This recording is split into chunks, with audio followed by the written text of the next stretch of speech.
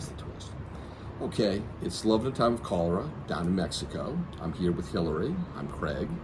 And today we're going to discuss conspiracy theories, particularly those involving 9/11. And a lot of them are, I think, have a certain feature that we're going to discuss that explains not the underlying conspiracy, but what motivates people to come up with these conspiracies and our own take on what these conspiracy theories really are about. And what do you have to say about this, Hilary? Well, I think a lot of the conspiracy theories, some revolve around how the towers could have been taken down by the jet fuel, and they revolve the level of heat, and if that wasn't really possible, so there must have been explosions, the impact of in the building, and right. And so it's a lot of complicated things about structural engineering, and so but who is always espousing these theories? Is it engineers? MIT, people from Caltech, I would think. MIT, Harvey advanced Mudd degrees. University, yeah. No, it's never that. It's usually like art history majors or modern dance majors, or someone whose latest education was level 3 at Upright Citizens Brigade.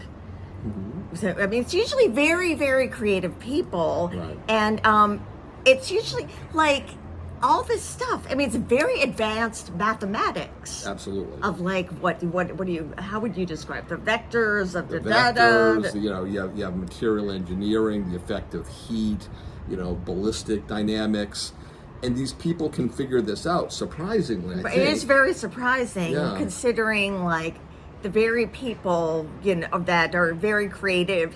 Some who I know, like honestly, they would have trouble with long division. What about? There would be like a lot of ums and wait, give me a moment. What about splitting bills? They can't even split They can't even split a check at a dinner, much less figure out the tip. Suddenly, they're experts on this advanced mathematics of like heat and da-da-da. So what they're, and then they also, they also point to a certain paper that was written said that buildings would have never fallen. So I don't know. What are you going to believe? Like paper? A memo or reality? And like I say, they're very creative people who are often, voice these sort of theories. Sure. And they really think, they talk about who's really behind it, who really did it, who was really behind it. And what they really think they're examining and analyzing reality when in fact they're writing a screenplay. Unbeknownst to themselves. They have no idea they're reading, but they are. And it's a pretty good screenplay because you'll be like, well, who was really behind 9/11? Rudy Giuliani. I'm like, oh, whoa.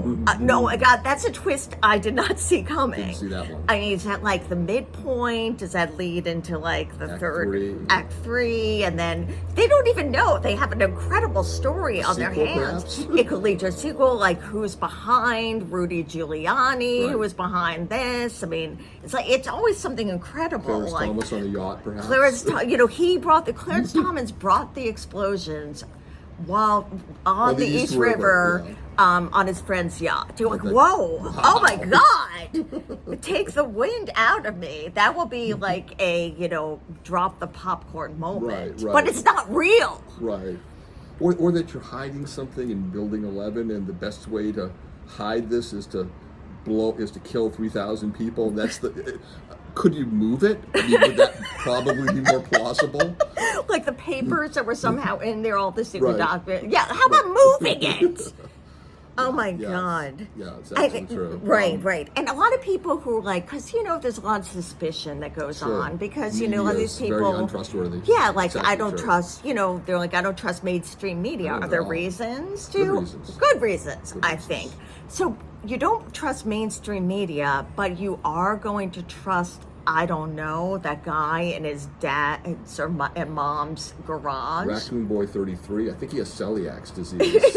Like, you know, also on some the guy spectrum. with a handle, Raccoon Boy 33, Right. who's like on the spectrum. Right, That's right. who you're going to go with. Right. Or Very like, believable. right. Like, you want to know, like, the engineer of skyscrapers. Jesse the Body Ventura, perhaps. Right, Yeah, I right. go with Some him. like He's another pro expert. wrestler turned podcaster, Right. or definitely comedian podcast. I myself, I put my faith in Big J Okerson and Legion of Skanks. They're very funny. They're funny. And this leads me to another problem, which is, how did it come to comedians think they're experts on every subject on earth? I mean, now they have a podcast microphone in front of them, Right. and it seems like the more expensive the microphone, the more subjects they are experts on, whether it be like economics, like Middle East history, COVID.